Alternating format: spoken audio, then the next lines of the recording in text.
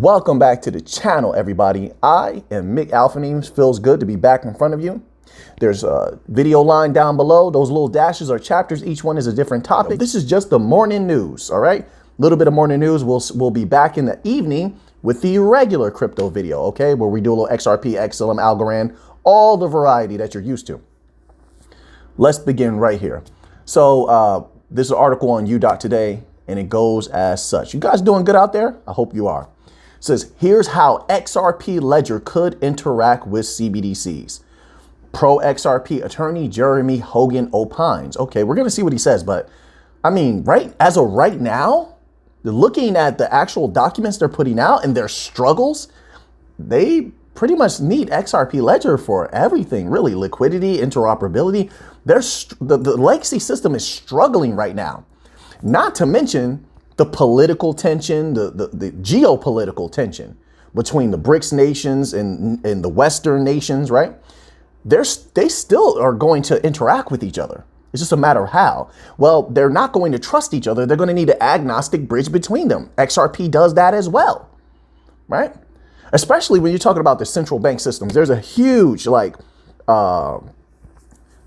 divide between them happening right now. As far as, like I said, banks within the BRICS nations groups and the Western groups. That chasm, that's the word I was looking for. That chasm is only going to continue to grow. The world is becoming divided rapidly, more and more. So you're going to need something neutral where it doesn't require trust. That sounds familiar, right? Bank coins, XRP, XLM. You're going to need something that doesn't require trust for you to transact with it back and forth. For however much they're going to be interacting going forth into the future. Who knows? Because there's so much chaos going on right now. There's really no telling. And a lot of these factions, I mean, it's quite psychotic in my humble opinion, but they're throwing threats back and forth. If you look at what's happening with certain battles, we'll just say that. There's a lot of threats being thrown back and forth out of nowhere the last 2 weeks, which hopefully nobody actually, acts on those threats between powerful nations. We don't want what could come out of those threats. All right. So, and a lot of different strategic movements being made, right? Strategic military movements. I'm trying to be careful with what I say on YouTube, but strategic military movements, I've been watching that as well. Very interesting. We don't want anything coming out of that. It would be very bad. So what I'm saying is there's a divide happening. These sides don't trust each other. One side is rapidly rising and the other side, the West, in my humble opinion, I could be wrong and you could disagree. I respect that. But the West is seemingly in decline. You can't destroy your own currency, your own dollar. You have the BRICS nations dumping dollars. You have the BRICS nations trying to back their currencies with commodities like gold, silver, and other different things. Oil as well, right? So you saw that. We showed you the document where they actually were attempting that. Well, not over there. I'm not sure if the other country is a part of the BRICS yet, but we've seen a lot of countries trying to sign up to become members of the BRICS nations, right? So, but what I'm saying is you have the rest of the world is trying to back their digital currencies with something solid. You're going to have to come with something solid as well. So you have them attacking the dollar value.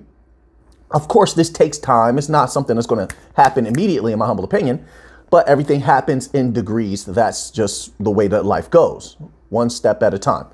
But you have that, but then you have the West attacking the petrodollar status as well. How can it be the petrodollar if the West is 100% against oil and the oil industry? So the West itself is also taking actions that, in my humble opinion, I could be wrong on this, in the future will bring down that world reserve currency status. Then you have to keep in mind that also the West is very globalist.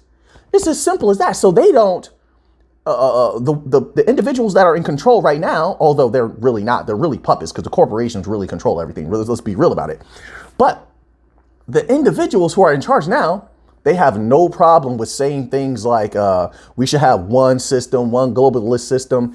And so if that's the case, you can't have just the dollar being a world reserve currency. You would have to do what? What were they saying before?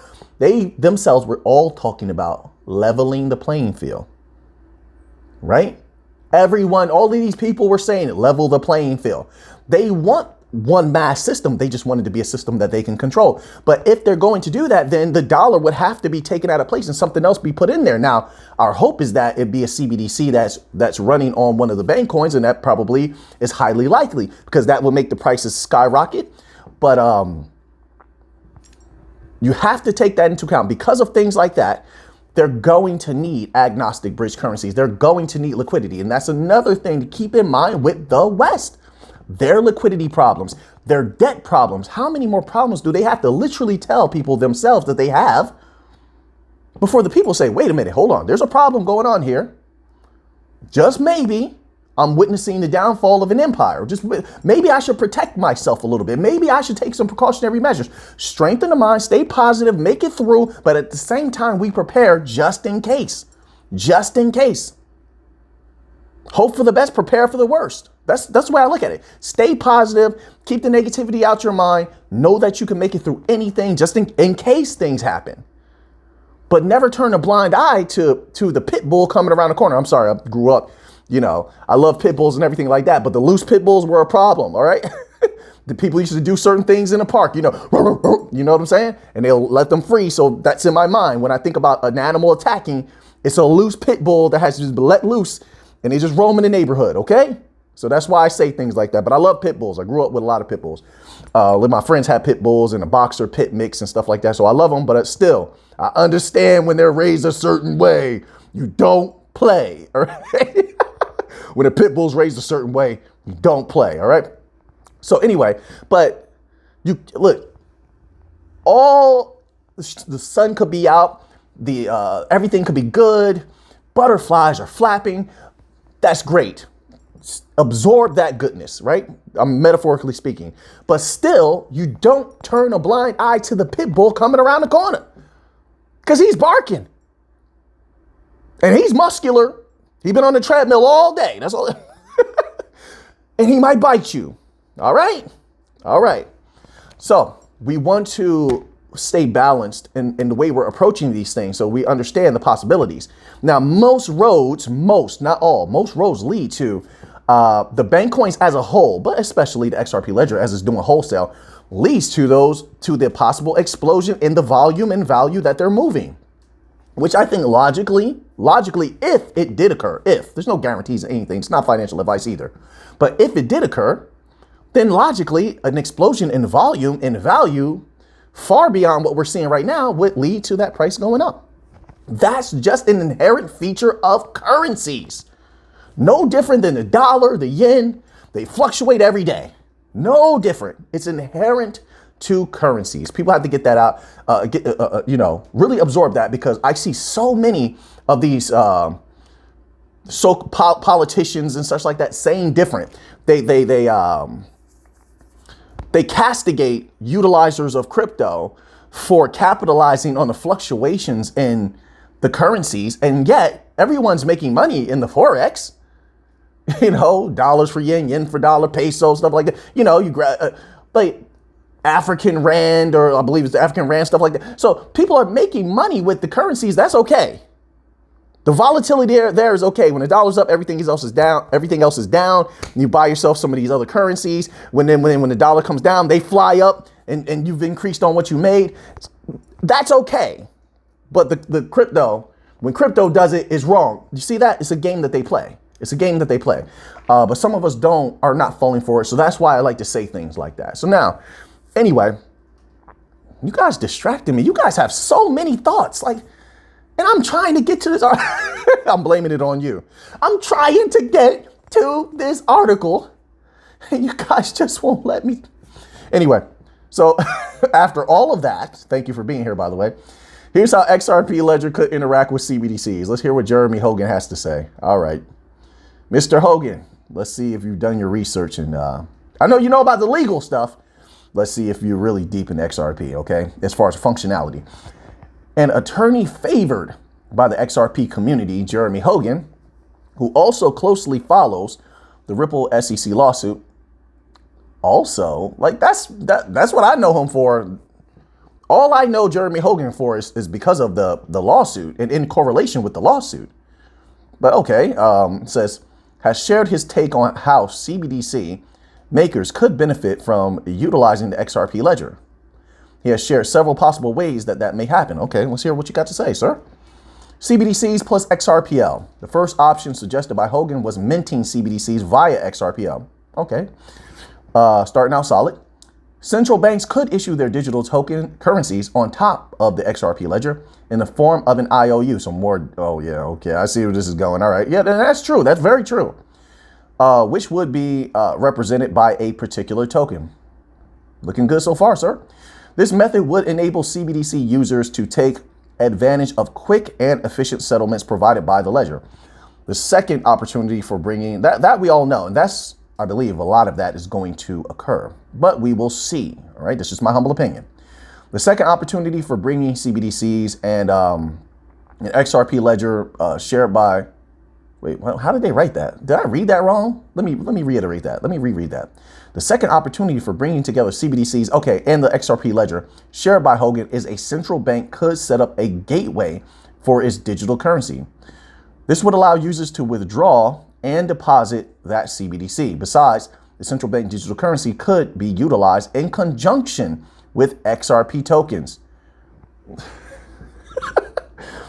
Sir, you know, you and I both know they need that liquidity. It's the same thing I've been saying about Stellar. They need the liquidity, right?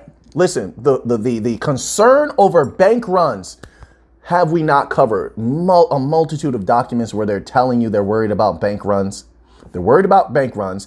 Fractionalized banking, sorry about that. Fractionalized banking ensures that they don't have the liquidity. Then on top of that, because of certain policies with the Fed, we've read this also, I'm just paraphrasing, is causing them to hoard the little liquidity that they do have. In other words, they don't have liquidity.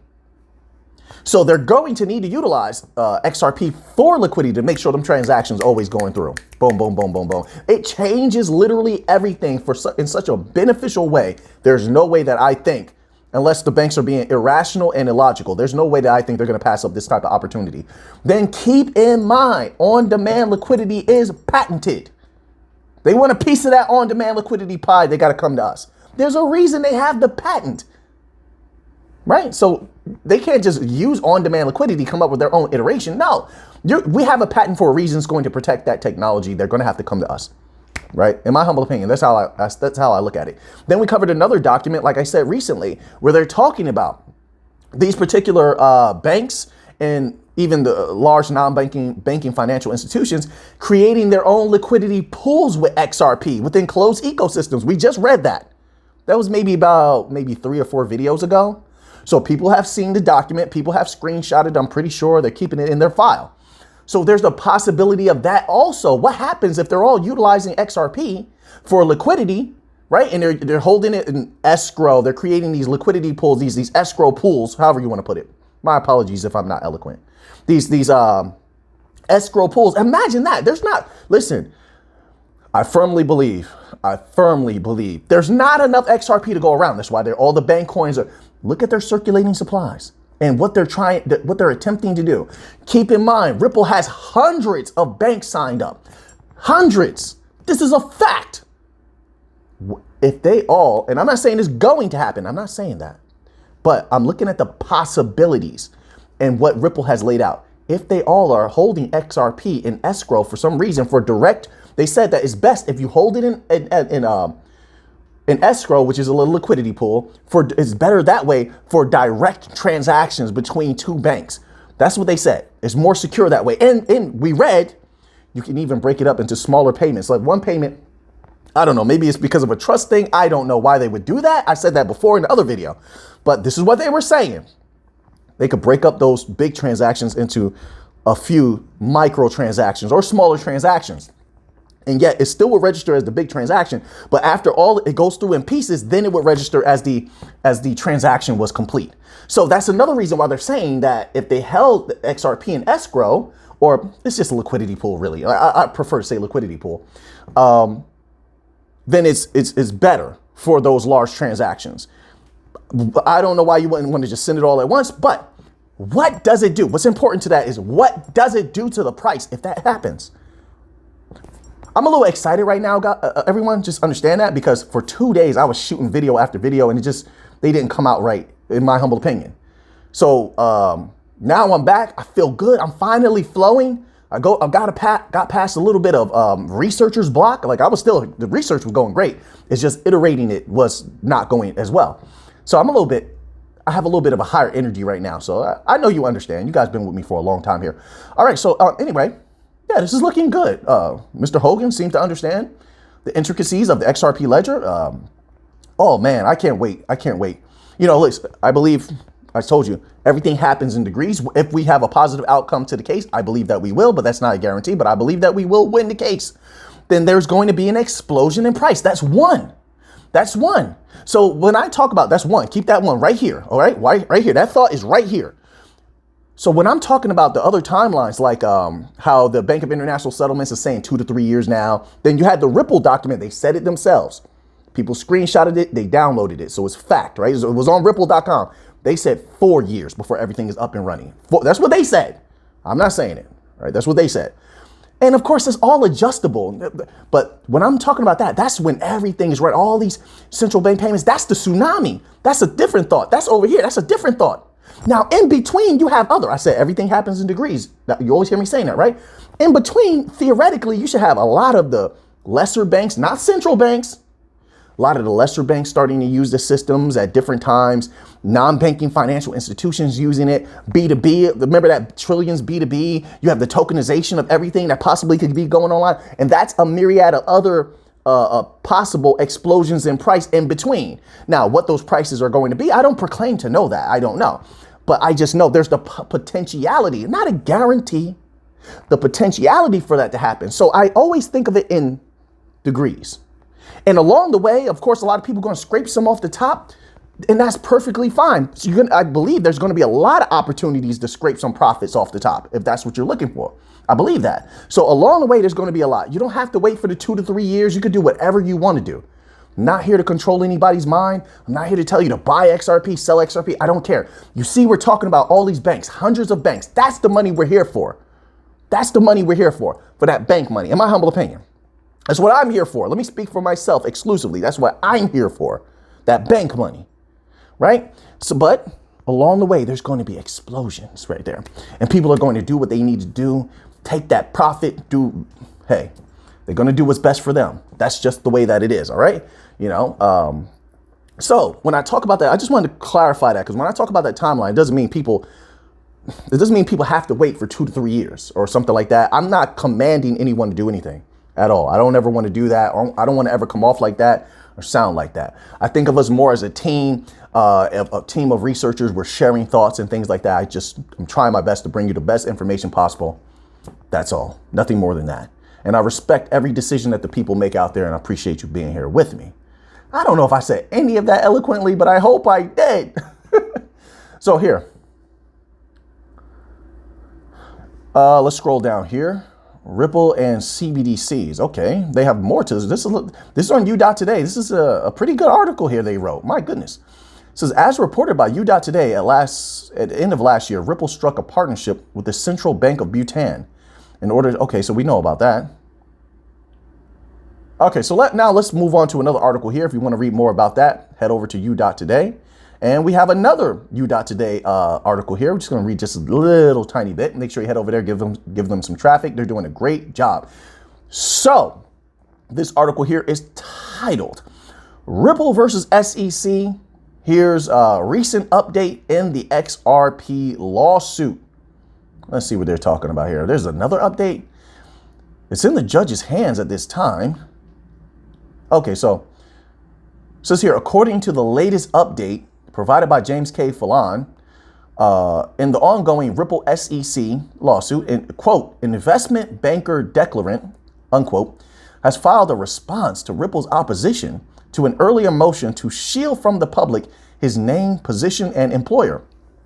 All right, let's scroll down here and see what's going on. The quote, investment banker declarant, I think we covered something about this before. It was somebody trying to go against us, I believe. Oh, yep, exactly. So we did cover a little bit about this. So there's been development here. The quote, investment banker declarant, an employee of an SEC regulated entity, submitted his declaration to the SEC voluntarily. Oh, that's right. We did. It was the one who just came out of nowhere speaking for the SEC. I saw a politician doing that too. You're going to have to stand on that. You're backing an SEC that could potentially, allegedly, have been involved with some corrupt activities. Allegedly. That's according to articles. That's not me saying it. That's according to articles who have read some of the documents that allege that certain individuals within the SEC were alerted that, hey, what you're doing could possibly be illegal or was illegal. I'm paraphrasing. You got to read the documents yourself. But I saw a politician standing by the SEC. Now, if things go south and things get exposed about the SEC, you're going to have to stand on that. Since you wanted to jump out the window and leap out there in the front, you didn't have to say anything, but you did. All right, now. So let's continue on here. It says, however, in a subtle twist, the arguments made by legal representatives of, quote, the investment banker declarant point out something striking. Is that so? The document attached to James K.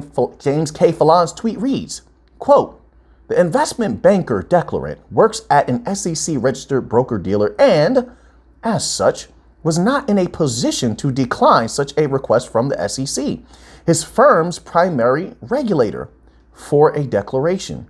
Had investment banker declarant declined to provide a statement, the SEC's alternative was to compel his testimony, to authenticate the document at issue. It is self-evident that where a witness's only options are to provide, that's what I was thinking, tell them. It is self-evident that where a witness's only options are to provide a declaration or testify, there is no truly voluntary choice to be made. Wow. Yes, I agree with that. That's exactly what I thought when I began reading. But Mr. Fallon puts things very eloquently here. Fred Rispoli, an attorney and participant in the Ripple lawsuit, who filed a motion to appear pro hoc vice on behalf of Reaper Financial, that's an interesting name, commented under Fallon's tweet, your company is named Reaper Financial? Not exactly the name that would make me knock on their door. Hey, what Reaper? Well, I guess you could look at that in a multitude of ways, right? You do reap crops, right? But then the most legendary use of the word Reaper is the Reaper of Souls, the Grim Reaper, of course, right? So it's not exactly viewed in a good way, you know. I just thought that's hilarious. Let's continue on here. The legal costs are likely being paid by our mystery declarant's employer, as Sidley is a major big law firm that is very expensive. Response is interesting in that it throws shade. It throws shade at SEC in the most gentle way possible. Company caught between a rock and a hard place. Listen, the SEC can't even compel. They can't even bully people into, well, they sort of bullied the individual, but even in that, the individual still took shots at the SEC. Throw shade at the SEC means they went against the SEC. He says in a gentle way. Good. We need more rebellion against tyrants. We need more warriors. We need people to stand up and do something about this corruption and destruction of the way of living of the people of the earth. The people on the bottom. And then when I say that, I mean the people that are just going to work, the people that have a small business, the people that have a big business, they're just trying to build. They're minding their own business, salt of the earth people. They don't cause problems for anybody. That's the people of the earth. They're everywhere on every continent. And the few people who believe that they're in control of everything, that they want to control everything, quite maniacally so, quite arrogantly, they believe this. And they sort of act as a thorn in the sides of the people. We need more to stand up against that. Fearless ones. We need fearless ones to stand up against that. So I believe we're going to see more rebellion in the world, in different places over the coming years. But we'll see. I could be wrong on that. We'll see. We'll see. But times are changing. The energies and the fires within the spirits of the people are getting a little bit hotter. And I enjoy every second of it. Every second of it. I'm all for rebellion. I reject false authority. 100%. You call your own shots. You tell yourself what to do. You guide yourself. Don't get me wrong. The lips and words of the teacher will find the ears of the student. If a good student should need the teacher. Cause and effect will bring that teacher to you. Cause and effect will bring that wisdom to you. If you are a seeker of such things. But that does not mean follow blindly. No. Question everything. Question. So, yeah, I reject all false authority. I reject superficialities that could be used to control as a control mechanism. Oh, let's give you this big contract in these cars. And the world does that. It offers you things, right? I'm just saying the world, right? To be more obtuse. The world offers you things. And when you accept those things, you can be controlled by those things. I reject that. No, I don't need it. I have the skin on my body, skin on my body. That sounds so like that was not eloquent at all. But as long as I am living, I have some food to eat. I can read a few good books. And even if I didn't have books, I can meditate on what I already know. And I can pour over my own thoughts to develop wisdom just from experience of life, observation of life. Wisdom is almost found in everything from the good books I have right here before me. I got a stack of books here, wisdom books, or the same wisdom. If I take my time, if I had the time and I could sit outside and just observe nature and my own thoughts and my own behaviors, the same wisdom can be extracted from that. Cause and effect, right? The bumblebee needs pollen. It lands on the flower. It extracts the pollen. The plant has served its purpose by giving off pollen, the seeds and things like that. The plant wilts, the plant grows. And so now the natural cycle is it must fall. That means, and then I watch the sun rise and fall. So everything has this natural rising and falling. See that I can just extract wisdom like that from the natural occurrences every day and having clarity of mind and observation. I don't know how we got onto that, but I mean, you guys always discussing wisdom with me. Let's get back to the crypto. So, yes, times are changing. The world is changing, and I hope that it's going to be a good change. This is an opportunity coming up, in my humble opinion, the next 10 to 15 years where the world is going through a dramatic change where people, if they believe that changes should be exacted within the world that can lead to better happiness for the people, that can lead to absorption of knowledge, wisdom, that can lead to more love. Now is the time to act. Now is the time to take action. Now is the time to build. Now is to concentrate. Is the time to concentrate on development of yourself, strengthening of your mind, strengthening of your heart, absorbing intelligence and wisdom, showing love to those around you, and in hopes that maybe they will have that spark of wisdom or love within them. That makes your world a better place, right? There's always the macro world, of course, Earth. Then there's the micro world, which is the ones who are around us in our reality. That's your micro world, right? And so we can always make attempts to make our micro world better. Heck, you can even leave a micro world. If it's terrible and you just can't make a change, this is not advice, but you can even leave that and find something better. There's always opportunity. Choice is always there. It's just a matter of us being fearless and making certain choices. If you want to move forward, you're going to have to be brave. Only the brave move forward. Only the brave conquer. Only the brave become better. Because sometimes to become better or to go to a higher level, you have to leave behind everything that you knew before, or a lot of things that you knew before. That takes a lot of bravery.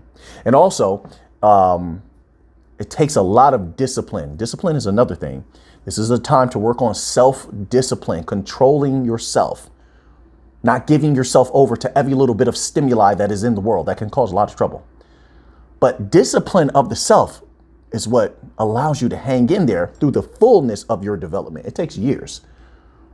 A lot of great schools of wisdom say it can take a lifetime. It can take 40 years to a lifetime to just reach the first level of mastery. So it can take quite some time. And you decide what's best for you. What makes you better? Is it intelligence? Is it intellect? Experience? Meditation? Of what kind? Who knows? Combat? Like what brings you to that point? You must know yourself. To know yourself is one of the most powerful things. I think a lot of people, they never get the opportunity to know themselves. It's a very, it's something that I hope will change in the future. And I say that because so many people have grown up in systems where they've had personalities impressed upon them. They're expected to be like their father or mother or uncle, or expected or peer pressured into being like the other children in the school. So you have all these layers of masks on you. And so it can be quite difficult to discover who you really are. But once again, you have to be brave in order to do that. And it can take a lifetime. You could be in older years. It doesn't matter. That discovery happens at a different time for everybody, and it's perfectly fine. It's perfectly fine. No matter when you go through that, or if you don't go through that, perfectly fine. You'll get to where you need to be based on your choices. You will get to where you need to be. Some people's paths are short, some are long. It's perfectly okay. Don't let anyone tell you different. So now let's continue here. This was supposed to be a short video, but I'm just flowing right now. So I appreciate you all being here with me. We're still going to do the video in the evening as well. We're going to cook today, as youth say. We're going to cook today.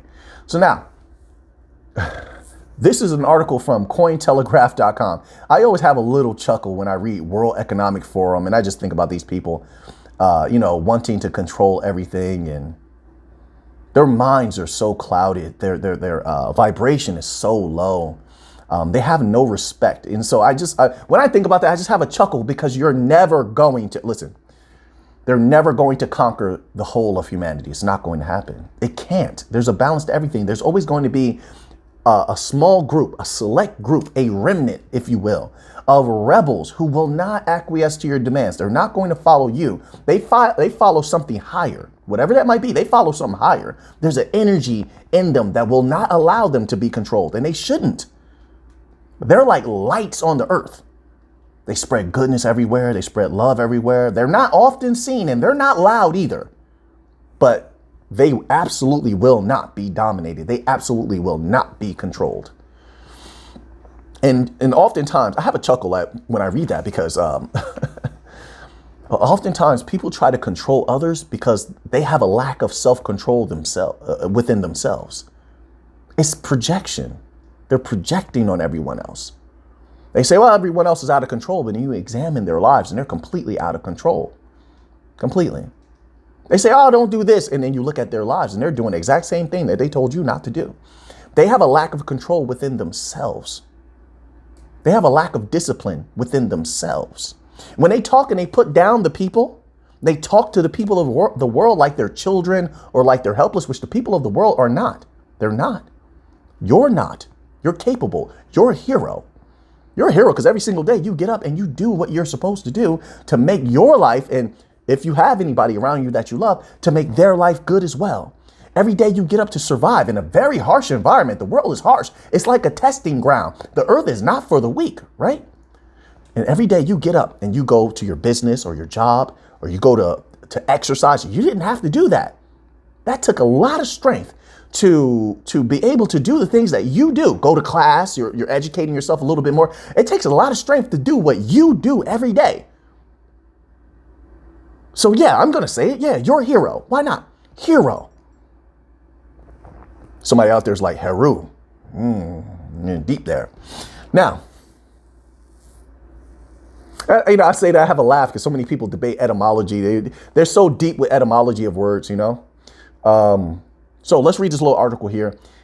Inside the World Economic Forum, circle, ripple, reflect on Davos. It says, key figures from the wider crypto space painted a picture of increased dialogue and collaboration at the World Economic Forum annual meeting in Davos.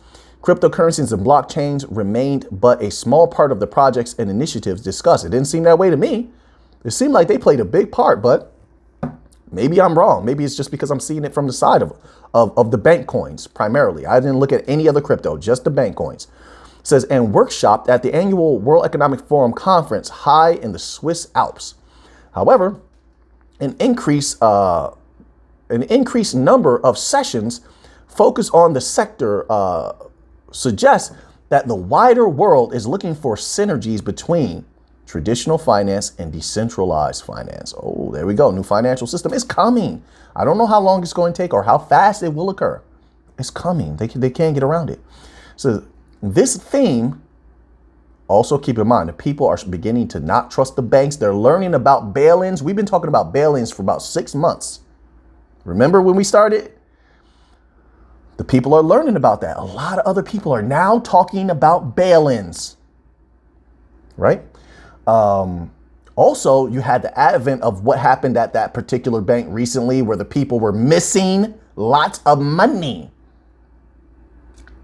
That also made viral rounds. So now the people are beginning to question the legacy system. Then on top of that, remember, I covered an article recently which showed you data that proved that a lot of the banks, even they're supposed to cover your losses if it was lost via a fault of theirs, right? I don't know how else to put that, but they're not doing that, even though that's the law. That's what that article said. It's not what I'm saying. It's what that article said. So slowly the people are hearing this. And when you play with the people's money, that's when they take note. Oh, yes. This is when all of the people come together to say, wait, what? They stop arguing about politics. They stop arguing about who is this person or that. And they look and say, wait, where's our money? All at one time. That loss of capital and that could be damaging to one's life. It quickly opens the eyes and brings the people together. It hits them on that base level, you know. So I keep that in mind as well. The banks are in desperate need to help their image, so to speak, to bring the people back in. If the people, this is another reason why I believe crypto is being held back. If the people have a viable option opposed to the banks, they're going to choose it. I believe that. I really feel that. So this is why so much mud has been thrown on the name of crypto to keep the people away from it. I've talked to people in person, and what they say is outlandish about crypto. I mean, their view is completely negative, completely. And what they reference is always mainstream media and the mud that they've thrown upon crypto. That's to save the banks. The banks pay lots of money to maintain an image. I'll leave it at that. So now, it says here, there's a section in the article titled More Than a Ripple.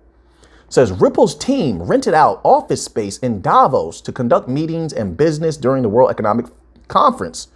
Cointelegraph met Ripple's APAC managing director, Brooks Entwistle. Keep doing a good job, by the way, Mr. Entwistle. Good job on what you've been doing lately. Entwistle painted an interesting picture as an individual. I do that with all companies that I enjoy what they're doing, and it could be beneficial in the future to many different things. I'll just leave it obtuse like that. Entwistle painted an interesting picture as an individual who has been to past WEF annual meetings in different roles for different companies and organizations from as early as 2009. The presence of crypto and blockchain industry participants has come to the fore in recent years, as Entwistle explained.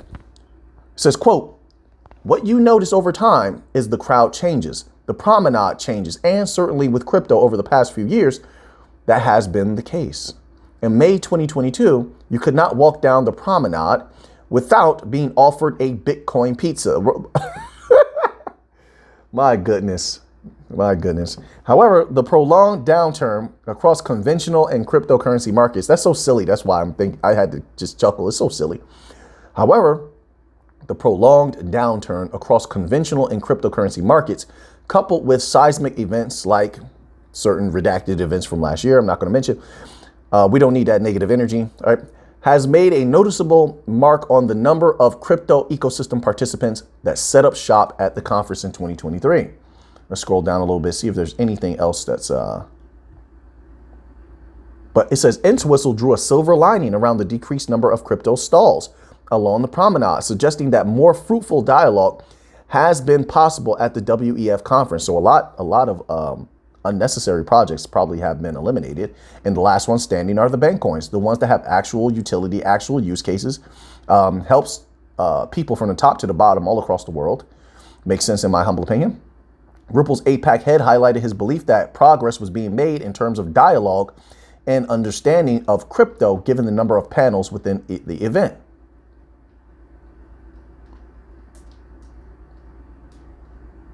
It says, Entwistle believes topics with a broad reach outside of the crypto ecosystem need wider representation with projects, protocols, and tools that offer value and insights into vexing global issues.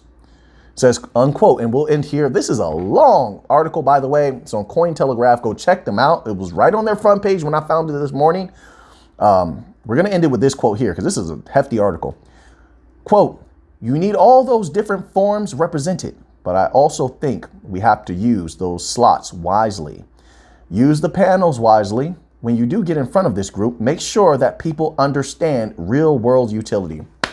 Yes, don't waste any moment. Get right to the point, put utility in their face, show them why they need us.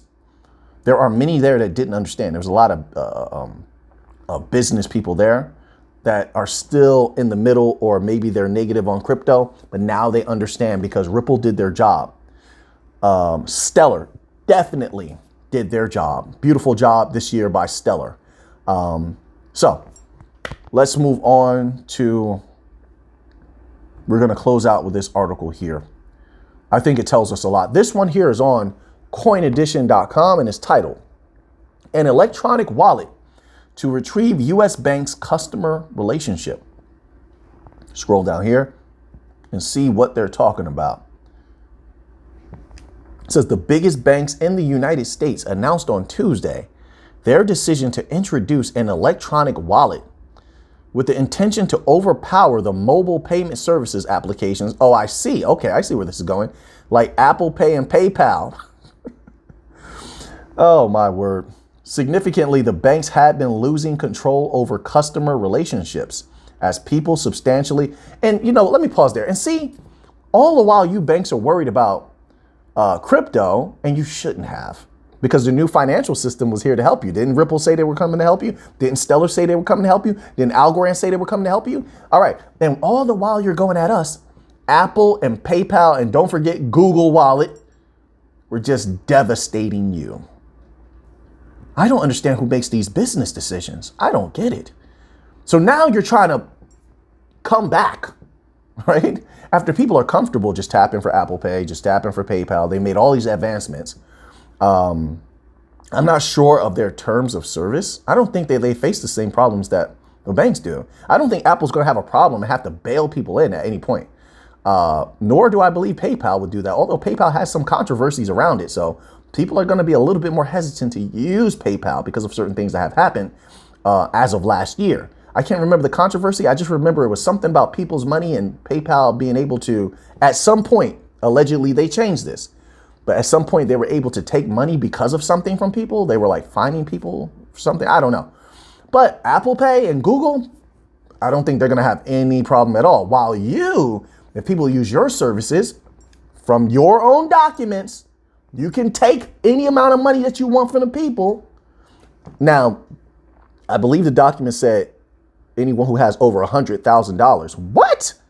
You could just take, so because an individual has a okay amount of money, it was over 100,000, it's okay. You feel like you could just bail them in? What? No, that's not going to float well with the people. And more people are talking about this. That is so startling. You believe you're going to compete with Apple, PayPal, and Google? Now, like I said, I don't know their terms of service, but I just don't see them having any problems since they're making a whole bunch of capital from a myriad of places. A myriad of places. It doesn't seem like they have a liquidity issue, right?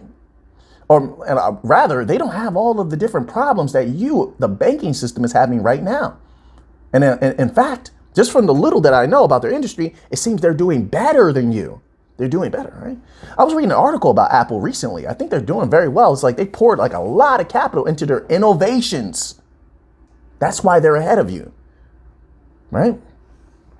So now let's continue on here. It says, significantly, the banks have been losing control over customer relationships as people substantially depended on online payment apps for transactions and other financial activities. So the banks have not been doing well in a myriad of ways. So I had to scratch my foot real quick. Oh, man. Currently, you're like, why'd you say that, Alphanine? I'm just raw and candid. I tell you whatever is on my mind at the time, you know. I'm an open book. But I'm an exciting book, though. I'm not a boring book. Make sure they know that. Alphanine is not a boring book. But I'm kind of an open book. Significantly, it says currently the major banks, including Wells Fargo, JP Morgan Chase. I read some things JP Morgan recently. It was not good, but I'll save that for another time, JP Morgan. You were saying a lot about crypto. I saw some documents. I'll save that for later because I have to see if I'm at liberty to speak about those documents first. But anyway, Bank of America, U.S. Bank Corp and Trust, Capital One, and PNC, in collaboration with Early Warning Services, EWS, the company that holds the Zelle. What? You can. I know you're not serious about this. Are you serious right now? No, tell me I didn't just read that. Listen, I don't care what EWS said. Tell me I didn't read that. In collaboration with the Early Warning Services, EWS, the company that holds Zelle electronic payment services, when you were having that problem with the people's money that they said was missing, there was an unprofessional back and forth. That company was saying, hey, it's not our problem. It was on that bank. And the bank was saying, hey, we're having a problem with the system. Which one is it? Who caused the problem? Because that company said that they didn't cause the problem. But we never got clarity on why the issue happened in the first place. How could it be the bank? That doesn't make sense. If you're running the technology, wouldn't it fall on you? But you were quick to put that out there. So, I mean, that just rubs me the wrong way. So there was an issue with that technology where people lost some money. You're going to have to clarify that. This is what the article said. It's not what I'm saying. This is what article said. Okay? That's what I read. So when I see that, I say to myself, how do you take another chance with that technology? The money was missing in correlation with that technology. Wouldn't you? I would think it would be wiser to go with a different company. No? Maybe I'm wrong. The company did say it wasn't their fault. Or something of that nature. It was very vague. They didn't specify where the issue came in, but there was all of these thousands of people were missing some money. And now you're asking the people to take another chance? I'm a little different. It's just like, it's the same with like bridge systems. After I see millions of dollars get hacked constantly out of bridge systems, I say, I would never want to involve myself with a bridge system. I'm just making a parallel. But then again, the people probably won't know, right? Mainstream news did a good job suppressing that particular money missing problem, right? They did a good job suppressing that. Then on top of that, because I didn't see it everywhere, but it should have been. And then, well, let's continue on here. It says, notably, the agenda of the innovative idea by the banks is to provide debit or credit card customers with an easy and secure way to pay while shopping online. Yeah, okay. So the banks are in trouble in so many different ways. They're trying to play catch up. I don't think they're going to. The people are very comfortable and they see that new technologies are coming or are arriving and that they're better than what the legacy system is offering. So, we'll keep an eye on this and we'll go from there. I had a few more articles, but we did pretty good here. I think we did pretty good here. So now that you have that information, what are you going to do with it? I know what I'm going to do with it. So until next time, let's get to the money.